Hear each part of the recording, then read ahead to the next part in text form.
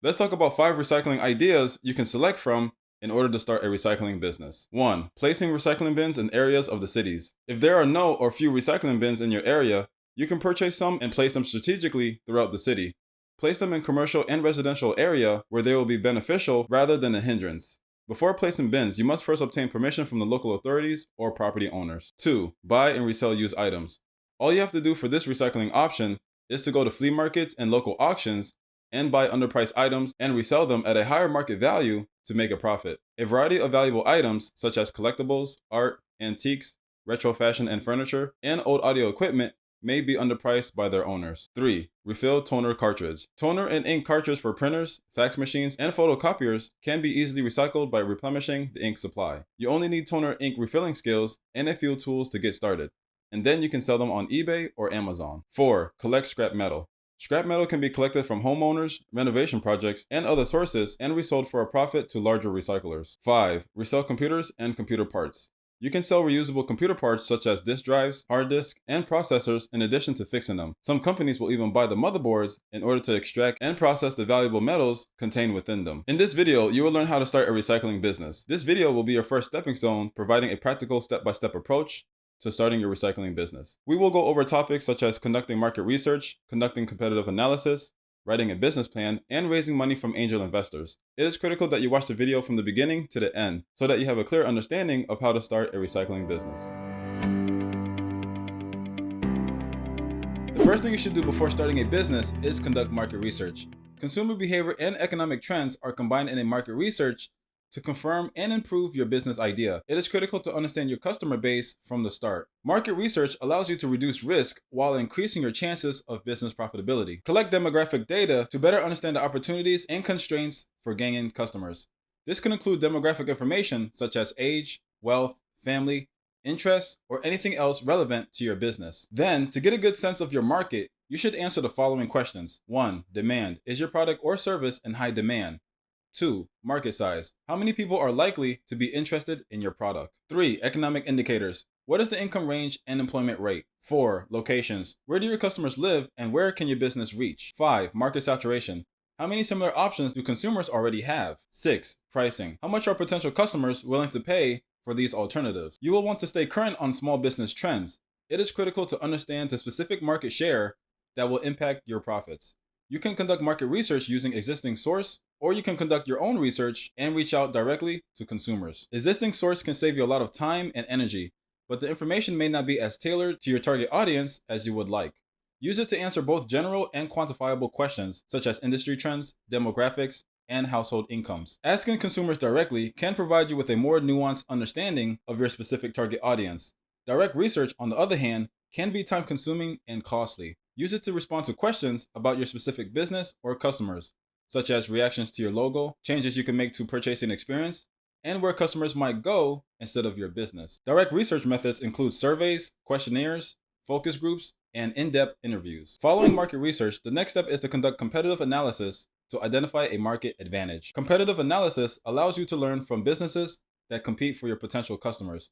This is critical for defining a competitive advantage that generates long-term revenue. Your competitive analysis should identify your competitors by product line or service, as well as market segment. Here are some characteristics to look for in the competitive landscape. 1. Market share. 2. Strengths and weaknesses. 3. Your window of opportunity to enter the market. 4. The importance of your target market to your competitors. 5. Any obstacles that may impede your entry into the market. And 6. Secondary or indirect competitors who may have an impact on your success. There may be numerous businesses competing to serve the same market that you are. The level of competition, the threats of new competitors or services, and the effect of suppliers and customers on prices are all important factors to consider. You should write a business plan after conducting competitive analysis to determine a market advantage. A good business plan will walk you through each stage of starting and running your company.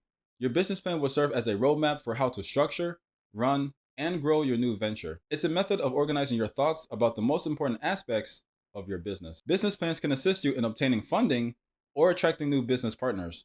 Investors want to know that they'll get a good return on their investment. Your business plan will be the tool you use to persuade others that work with you or for investing in your company. You should choose a business plan format that works for you. There is no correct or incorrect way to write a business plan. What matters is that your plan meets your requirements. The majority of business plans fall into one or two categories: traditional or lean startup. Traditional business plans are more common. They follow a standard format and encourage you to go into details in each section. They usually necessitate more work up front and can be many pages long. Lean startup business plans are less common, but they still follow a standard format. They concentrate on summarizing only the important points of your plan's key elements. They can be made in as little as an hour and are usually one page long. If you are very detail oriented, want a comprehensive plan, or intend to seek funding from traditional sources, you may prefer a traditional business plan format. You are not required to follow a specific business plan outline when writing your business plan. Instead, use the sections that make the most sense for your company and its requirements. Traditional business plans include some of these 9 sections. 1. Executive summary. Tell your readers about your company and why it will be profitable in a few sentences.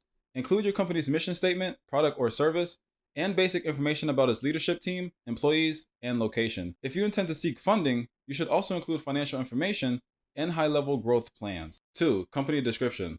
Provide detailed information about your company in your company description. Explain in detail how your company solves problems. Make a list of consumers, organizations, or businesses that your company intends to serve. Describe the competitive advantages that will help your company succeed, such as, is your team comprised of experts, or have you found the ideal location for your business? This is the place to talk about your company's strengths. 3. Market research. You'll need to be well versed in your industry outlook and target market. Competitive research will show you what other companies are doing and their strengths.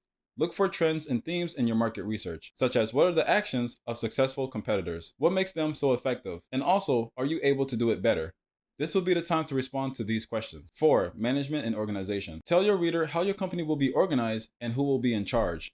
Describe your company's legal structure. Indicate whether you plan to incorporate your business as a C or S corporation, a general or limited partnership, or as a sole proprietorship or limited liability company, LLC. In your company, use an organizational chart to show who is in charge of what. Demonstrate how each individual's unique experience will contribute to the success of your venture. Consider including resumes and curriculum vitae for key members of your team. 5. Product or service line. Describe the product or service you provide. Describe how it benefits your customers and the product life cycle. Share your intellectual property plans, such as copyright or patent filings. Explain in detail if you are conducting research and development for your service or product. 6. Sales and marketing. A marketing strategy cannot be approached in a single way. Your strategy should evolve and change to meet your specific requirements. This section's goal is to describe how you plan to attract and retain customers. You'll also describe how a sale will take place. This section will be referred to later when making financial projections, so make sure to thoroughly describe your entire marketing and sales strategy. 7. Request for funding. If you're requesting funding, this is where you'll detail your funding needs. Your goal is to clearly explain how much funding you'll require over the next 5 years and how you intend to use it. Indicate whether you want debt or equity, the terms you want, and the length of time your request will last. Provide a detailed description of how you intend to use your funds. Indicate whether you require funds to purchase equipment or materials, pay salaries, or cover specific bills until revenue increases. Include a description of your future strategic financial plans, such as debt repayment or the sale of your business. 8. Financial projections. Financial projections should be included with your funding request. Your goal is to persuade the reader that your company is stable and will be highly profitable. Include income statements, balance sheets, and cash flow statements for the last 3 to 5 years if your company is already established. If you have any other collateral that could be used to secure a loan, make sure to include it as well. Provide a financial forecast for the next 5 years. Forecasted income statements, balance sheets, cash flow statements, and capital expenditure budgets are all included. Be even more specific in the first year using quarterly or even monthly projections. Make certain that your projections are clearly explained and that they correspond to your funding request. This is an ideal place to use infographics to tell your company's financial story. 9. Appendix. Provide supporting documents or other materials that were specifically requested in your appendix. Credit history, resumes, product pictures, letters of reference, license, permits, patents, legal documents, and other contracts are all common items to include. You may prefer a lean startup format if you need to explain or launch your business quickly, if your business is relatively simple, or if you intend to change and refine your business plan on a regular basis. Lean startup formats are diagrams that describes your company's value proposition, infrastructure, customers, and finances using only a few elements. They are useful for visualizing trade-offs and key facts about your company. A lean startup template can be created in a variety of ways. The following are the 9 components of a lean business plan. 1. Key partnerships. Take note of other businesses or service with which you will collaborate to run your business. Consider vendors, manufacturers, subcontractors, and other strategic partners. 2. Key activities. Make a list of the ways your company will gain a competitive advantage. Highlight activities such as selling directly to consumers, or utilizing technology to participate in the sharing economy. 3. Key resources. List any resources you will use to provide value to your customers.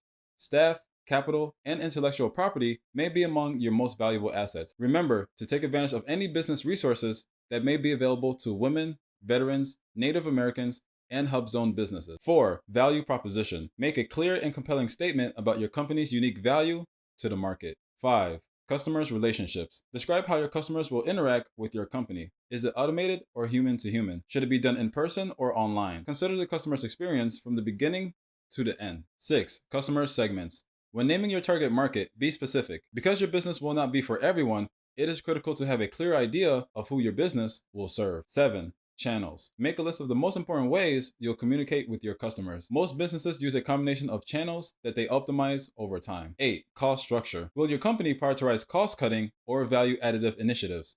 Define your strategy and then list the most significant costs associated with pursuing it. 9. Revenue streams. Describe how your company will make money. Direct sales, membership fees, and the sale of advertising space are a few examples. If your business has multiple revenue streams, make a list of all of them. Following the completion of your business plan, the next step is to secure funding for your venture. Starting a business costs money. One of the first and most important financial decisions most business owners make is how to fund their venture.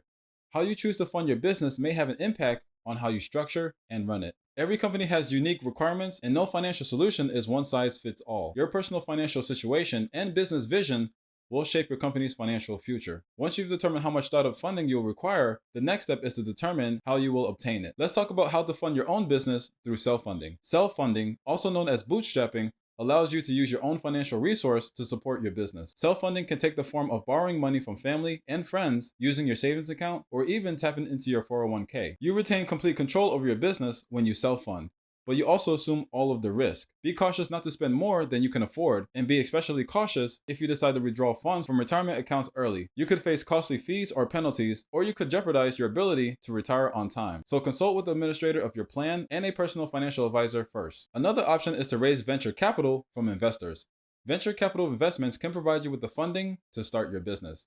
Venture capital is typically offered in exchange for a stake in the company and an active role in its operation. In a number of important ways, venture capital differs from traditional financing. Typically, venture capital focuses on high-growth companies. Rather than debt, they invest capital in exchange for equity. They also take higher risk in exchange for potential higher returns, and it has a longer investment time frame than traditional financing. Mostly all venture capitalists will want a seat on the board of directors at the very least. As a result, be willing to give up some control and ownership of your company in exchange for funding. There is no certain way to obtain venture capital, but the process generally follows a standard sequence of basic steps. 1. Find an investor. Look for individual investors, also known as angel investors or venture capital firms. Make sure to conduct sufficient background research to determine whether the investor is reputable and has experience working with startup companies. 2. Share your business plan. Your business plan will be reviewed by the investor to ensure that it meets their investment criteria. Most investment funds focus on a specific industry, geographic region, or stage of business development. 3. Go through due diligence reviews. The management team, market, products and service, corporate governance documents, and financial statements of your company will be scrutinized by the investors. 4. Negotiate the terms. If they decide to invest, the next step is to reach an agreement on a term sheet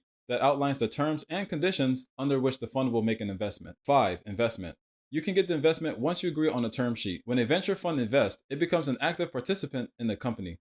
Venture capital is typically provided in rounds. As the company achieves milestones, additional rounds of financing are made available, with price adjustments as the company executes its plan. If you found this video useful, please show your appreciation by clicking on the like button. Also, let us know in the comments if you'd like us to make a long, in-depth follow-up video to learn more about how to start this business. Also, don't forget to click the subscribe button to see more videos from Shaun Academy, an extension for education.